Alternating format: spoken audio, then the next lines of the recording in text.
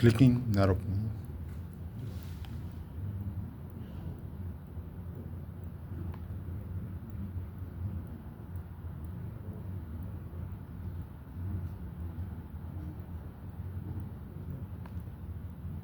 Welcome to the Deep Dive. Today we're digging into a really detailed post-mortem. It's about an operational failure in a big LLM research pipeline.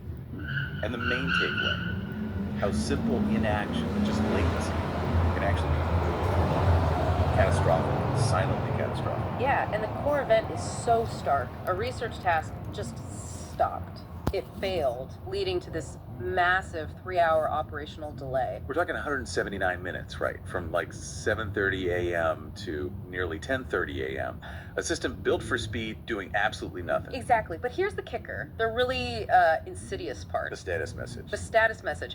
The whole time, the system just said research queued. Which was just wrong. It wasn't queued, it was stalled, stuck. The system was effectively lying. Precisely. That wasn't acceptable queue time. That was total operational downtime for that specific task.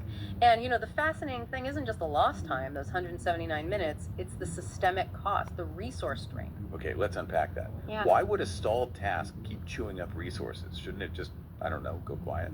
Well, in these complex systems, especially with LLMs, a stalled process often keeps hold of active resources, memory, CPU threads.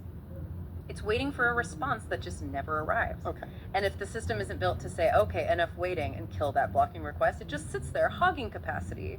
Think of it like a traffic jam caused by one stalled car. If you don't clear that car fast, eventually the whole highway backs up. That's the cascading failure risk. Unrelated tasks start failing because there are no resources left. So where did this specific task get stuck? The analysis pointed towards an external dependency issue. Yeah, the task needed a YouTube URL. That's a huge clue. It strongly suggests the failure point was where the system talks to something outside itself. Like an external API. Exactly. Probably checking a content ID, maybe authentication, something like that. And look, the external API failing isn't inherently the disaster. Stuff fails sometimes. Right. The catastrophe was the system's inability to recognize that the failure was sustained. It just got stuck waiting. Forever, practically. Which really brings us to resilience, doesn't it? Yeah. We build systems to retry things. So why didn't just, hammering it with retries eventually fix it? Isn't trying again always better? That's a great question. Retries are good for tiny blips, a network packet dropped, that sort of thing.